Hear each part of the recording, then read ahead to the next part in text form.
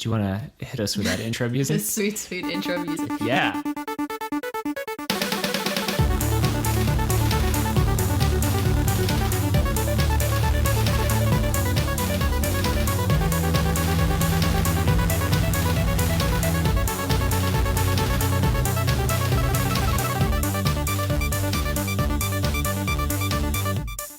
Hi, my name is Trent, and I found Scribblenauts Unlimited when I got one of those boxes with like a cranky thing, and I cranked it, and then boom, out came Scribblenauts Unlimited. Like a Jack-in-the-Box? That one, yeah. Hi, my name is Bianca, and I got LostWinds from a wizard's tower at the top of Mount Everest, because there's definitely a wizard's tower at the top of Mount Everest. Why not? And I forgot I own that. Hello, and welcome back to the podcast called I Forgot I Own That, where Bianca and we go through our never-ending vault of games on our computers that we have forgotten we owned, or didn't know we had in the first place. You know, Nope. It's a problem. We all have it. We're here to solve it. We bring a game each week to talk about. We give our hot takes, our opinions, our thoughts, anything else we have to say at the current moment in time. Tangents, Yeah, you know. they happen. And we bring them to this pod. Yeah. Yeah. And every week we like to start off by talking about, as a little warm-up, talk about the best thing that we saw this week. Bianca, what was the best thing you saw this week? My friends. It's a good thing. Well, I mean, we saw like in-person people this week, but that's not, well, and I love them, but that's not what I'm here to talk about. Oh. So we will get into this a little bit more in detail at the end of the episode, but in short, we are moving. Mm-hmm. And so some of my school friends from one of my graduate programs decided to put together a little virtual going away party for us over Zoom. Zoom. And so that was just like really lovely. There was quite a handful of us on that call, probably like 9 people or something. Yeah, something like that. Yeah, so it's just a bunch of my classmates from one of my programs who I just don't see anymore because everyone is in all sorts of places, whether it be Chicago suburbs or in Chicago or in other states. Yeah, so it was just really nice to say hi and just catch up with what everyone was doing. And, you know, I don't know, it was just really wholesome. One of my friends has a fantastic job interview coming up. I'm very excited for her. My favorite was the one young woman who was just like cross-stitching the entire time or whatever she was doing. Yeah, she was embroidery. I Embroidered, think. sure. Yeah, they all look the same to me. I don't know. Yeah. Needle arts. She's also been baking a lot of bread in her spare time. She made baguettes that looked amazing lately. So, Ooh, killing it. yeah, so that was the best thing I saw this week. What was the best thing you saw this week? So, as part of our movement giant life shakeup extravaganza of June 2020, we bought a car, Pew, pew, pew, pew. which feels so like an adult thing that So I'm not adult. used to. It was like a whole weekend like flurry of things. So we brought on my father, who is like the car man of all car men. He is the as I believe Trent is the one that deemed him this title, the walking car encyclopedia. Yeah, pretty much. You can point out any vehicle on the side of the street or just in passing, and he'll be like, boom, 1995 Ford Taurus. Here's everything that's weird about it. Here's the history of the problems with that car. Yes. So we brought him on board because he's exactly the kind of person you want when you're used car shopping or any other car shopping. So we were like going to different places, like calling people, like all those adult things, and then at the end of it, we have a car. We do. And yeah, the most adult I've felt in a very long time was when yesterday we drove to the grocery store, bought groceries, and put them in the trunk of our own car. Like, that's such like a, oh, I'm a child, I'm going to help my mom with groceries. Yeah. Like, let's put them in the back of the car. Like, it had that vibe, but I was like, it's our car. It is, yeah. Nickname still pending. Nickname's still pending. Yeah, we got to work on it. It's a hybrid though, being that eco-friendly mode. Yeah. Yeah. I love It's our my car. favorite thing. Yeah. Car. So Trent, what'd you play this week? So this week I played Scribblenauts Unlimited, which is like a puzzly sandbox game that was made by a company called Fifth Cell.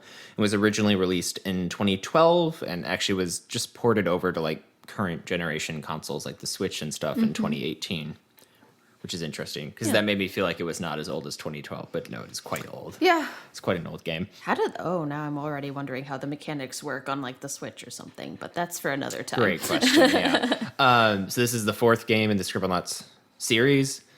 I know nothing about the other ones. This is the only one I've ever known anything about. So in this game, you play as this like little cartoon dude with like a floppy red hat who's called Maxwell. And he's got like a magic notebook. And as a brief aside, does this not sound exactly like the premise for a late 2000s Disney Channel animated cartoon series? 100%. Like, I'm convinced this exact concept was used in some animated TV show. Has been proposed as a pilot or something. So in the game, you have the magic notebook, and essentially the whole game is just hopping around between different levels and solving like little puzzles with your notebook by either creating objects or altering objects with the power of language. Oh, wow. English. So the way the notebook works is you have essentially like two functions. You can like create object and you just type like adjective, noun. I think you can do like 4 adjectives. Or similarly, you can click on an object that's already in the world and add adjectives to it to change it.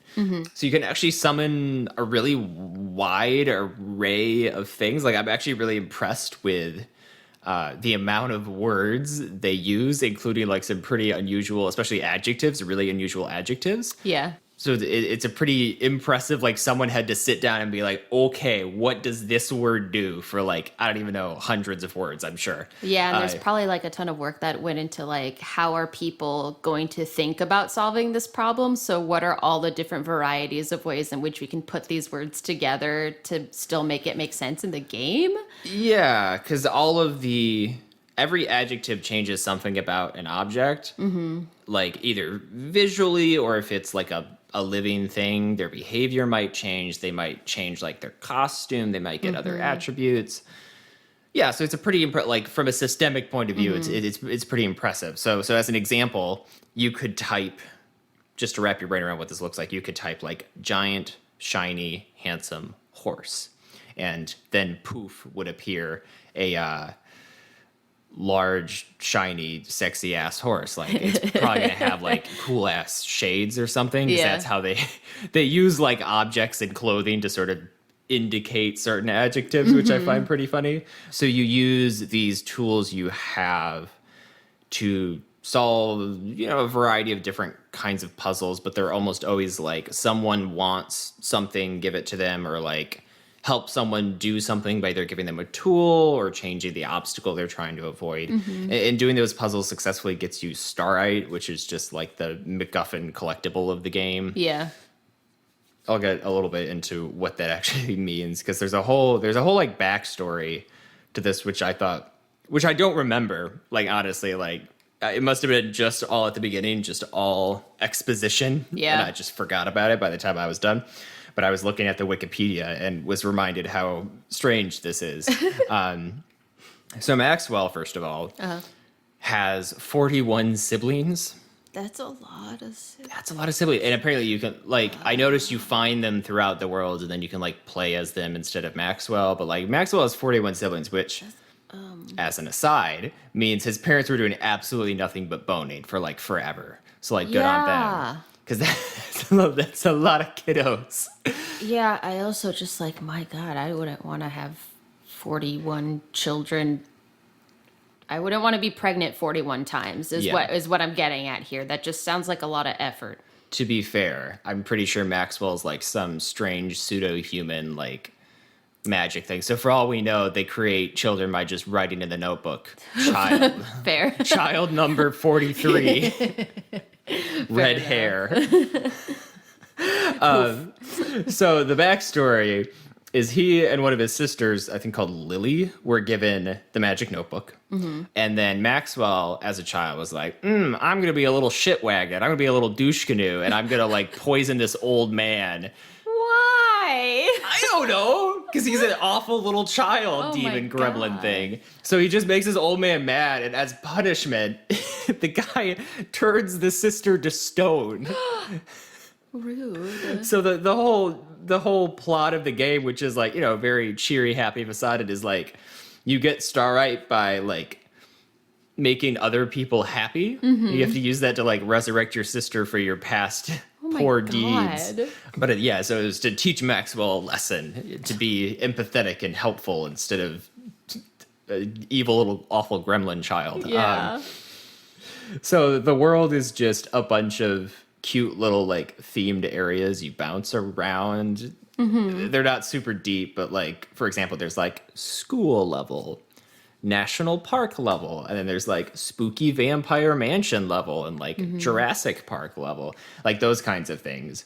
And they just like slightly theme like the characters and then the little puzzles and things like that. And you just unlock a bunch of them as you go, as you collect things. It's pretty much just a giant collectathon of doing little tiny puzzles as you go. Yeah. So some things I didn't super like about this game. Really, the biggest one is the puzzles are like just too simple.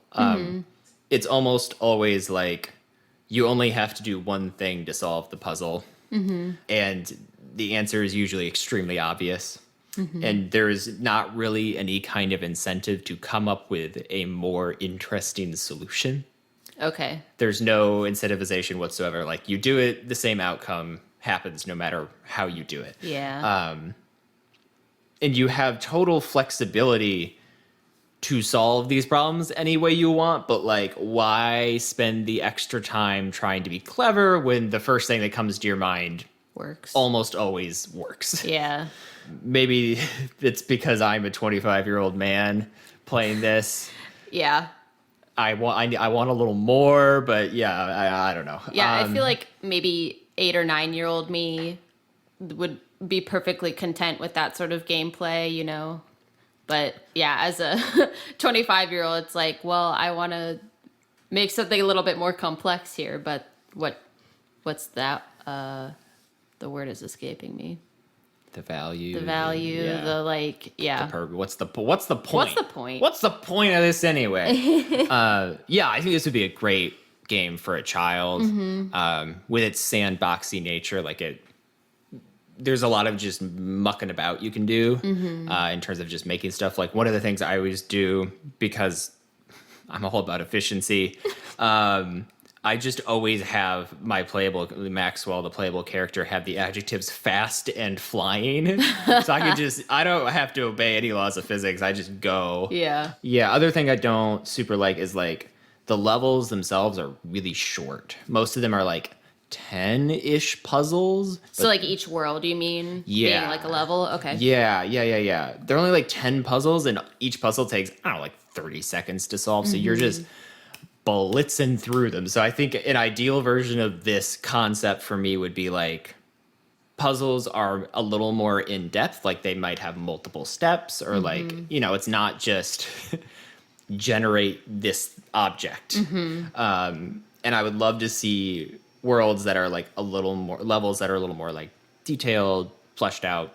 They do a little bit more with the gimmicks, more like a traditional kind of like puzzly or platforming game where they introduce mechanics or ideas and you saw it like a normal form of level progression or difficulty progression in a game would be awesome, because it's kind of static. Like all the levels are pretty much as easy as any other.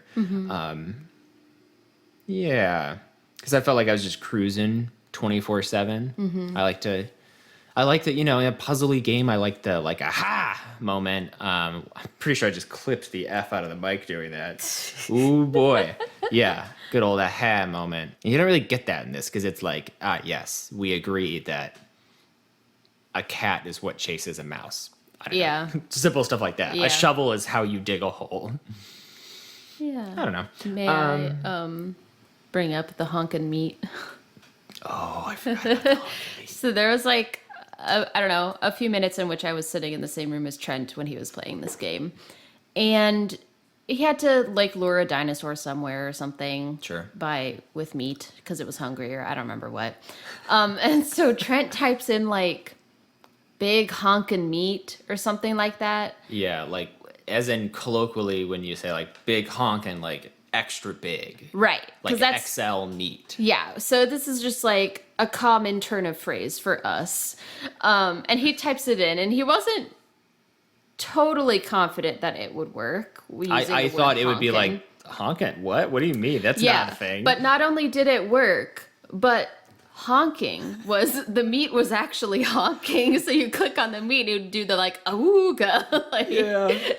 Oh my God. It was awesome. And then finally, when the dinosaur did interact with the meat, it was still honking, and it just made me very happy. Yeah, I think the most fun I had with this game was when I stopped thinking about it and just like started typing like I talk. Mm-hmm. Because and I do this when I type out emails and things like that. I use the same voice, the way of speaking, as I do when I actually talk. Mm-hmm. And I'm sure other people have this experience. A lot of times it doesn't necessarily make sense. Like it's all colloquial, like just like if someone who didn't know English was listening in, they'd be like, what on earth are you saying? Yeah.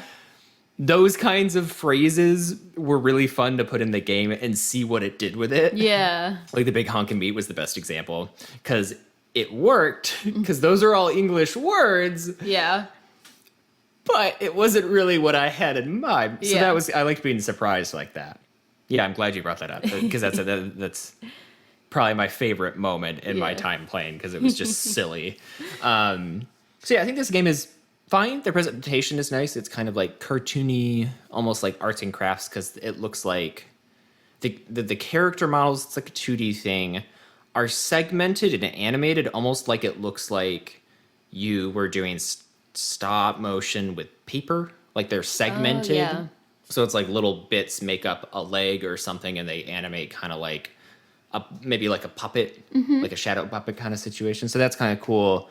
And I think it is a game that you get more out of it the more you put in, like in terms of creativity and things like that. That is not the kind of game that I seek usually, and I acknowledge that.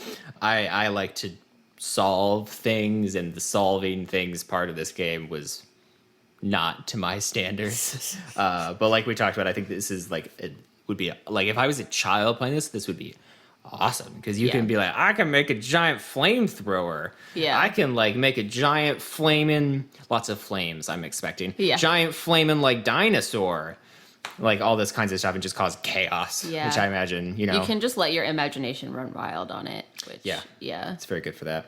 Yeah, I think that's all I got for Scribblenauts. What'd you play this week?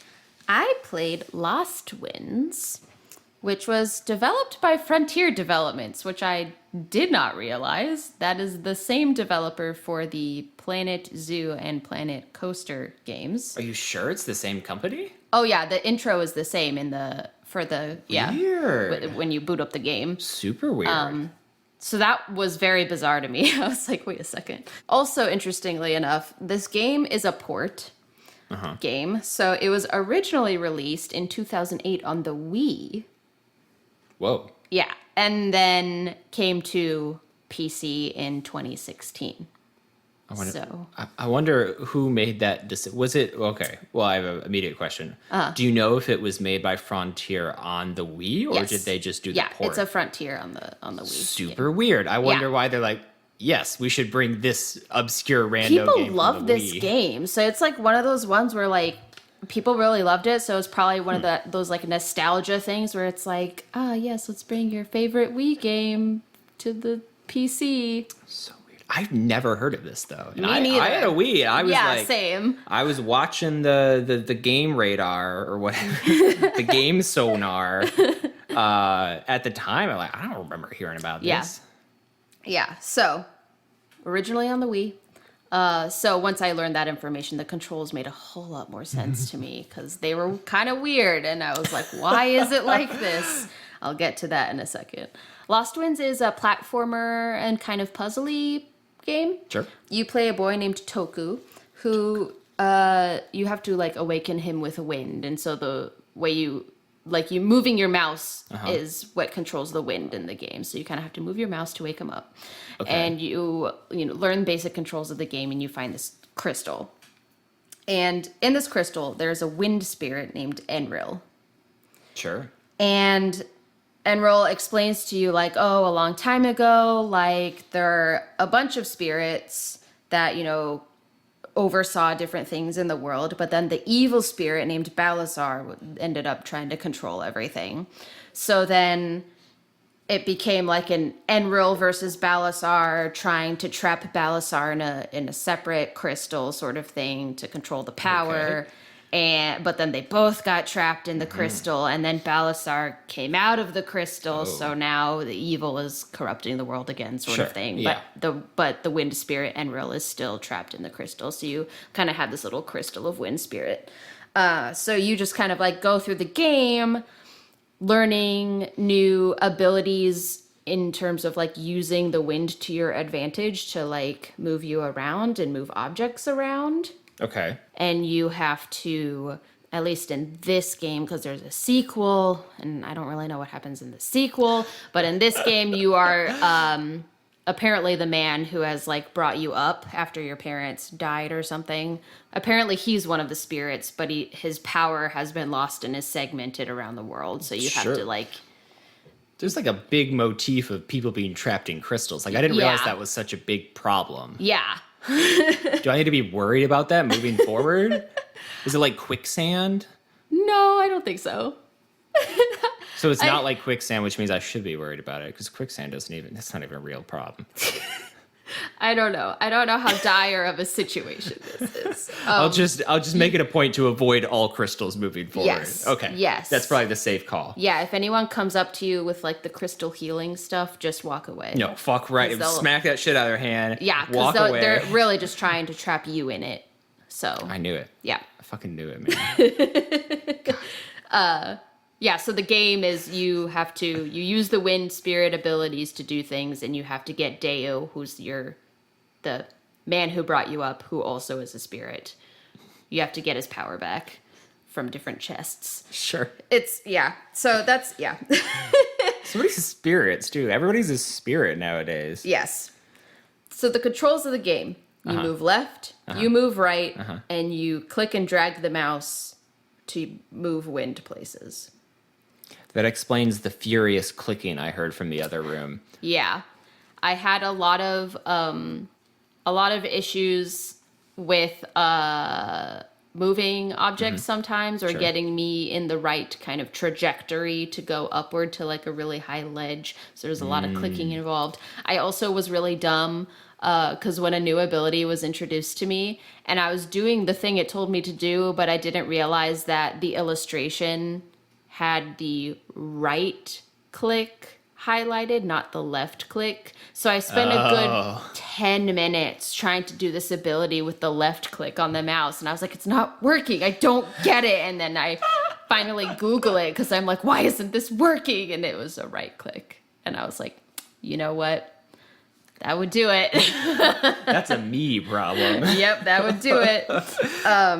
So really simple controls. And it's just that kind of side-scrolly aspect to the game. The game's really quick. I 100% completed it in about 3 hours. Whoa, that is quick. Yeah, you just, do the wind things. There's like 24 collectible statues that are not hard at all to find. You have some puzzly aspects to get to some of them, or to advance in the game, with like different like levers to pull, and you have to move rocks to certain platforms to put weight on them to open doors, that sort of thing. Okay. One thing that's actually really cool about the wind, controlling the wind, is there's an ability called Slipstream. And so you can use that if you click on, say, a torch that has a lit fire. You click on the fire and you can drag across the screen to maybe some vines that are blocking your way. Click and drag to the vines, and the fire will follow the line of your mouse to the vines to burn them down. It's kind of fun. So I think that's a pretty cool mechanic that you have, is like doing that. And you can do the same thing with moving like rocks and things around. If you want to like pick up a rock and put it on a platform, you just kind of weightlessly lift it up and down. So that's really fun. But yeah, really quick game. The sequel that I briefly mentioned before kind of continues the story. So like you have you give Deo, that spirit, back his power, and then you have a boss fight, and then there's an epilogue to this game, and you continue that in LostWinds 2, Winter of the Melodias. Sure. So I wonder if that game is as quick as this one. That game was released in 2009, so they were already developing it at the time that LostWinds, the first one, was released. Was that one also on the Wii? Yes. Gotcha. Okay. Which I also think is similarly ported to PC now. Yeah. But, so I just kind of wonder, it said that there were like new abilities and blah, blah, blah. So I wonder if any of the controls are different. Probably not, because it was also the Wii, but I have questions. The puzzles aren't crazy hard, which makes sense to me considering it was a Wii game, probably geared more towards kids. So like, it was, that part was like fine. It was just more of like you just kind of like exist and do the story and have some light puzzles and ta-da, you're done. The controls sometimes were a little bit wonky just in terms of like making sure you got up the right way or you're had enough like gust of wind to push you upwards just enough to make the right height. But other than that, it was fine, pretty smooth. Yeah. It was fine. It was really quick game. I mean, Gravity Ghost, which we talked about a few episodes ago, Was also quick. Quicker, I think, than this one. You can do Gravity Ghost quicker than this game. I'll put it that way. Yeah. I like Gravity Ghost better.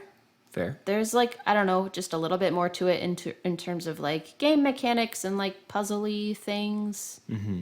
I liked it better that way. But like, I don't know, it was pleasant enough to just kind of like have some pretty like grassy tree meadow things. And I mean, there were mines and caves too, but it was just like a cute little thing. And I don't know, people really like it, but I'm not really feeling it as much as those other people were. A little lukewarm. Yeah. This is an episode of lukewarm, I feel like. Yeah. That's okay. Yeah, but I mean, hey, I completed a game, so that's always fun when you can complete a game. Yeah, check one off the list. We got our money's worth finally. Yeah. That's all I got.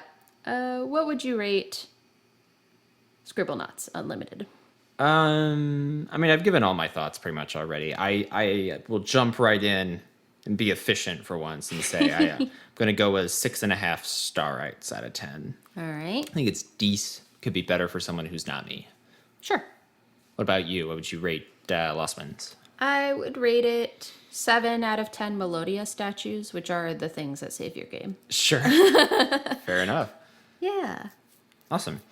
So that's all it for this week.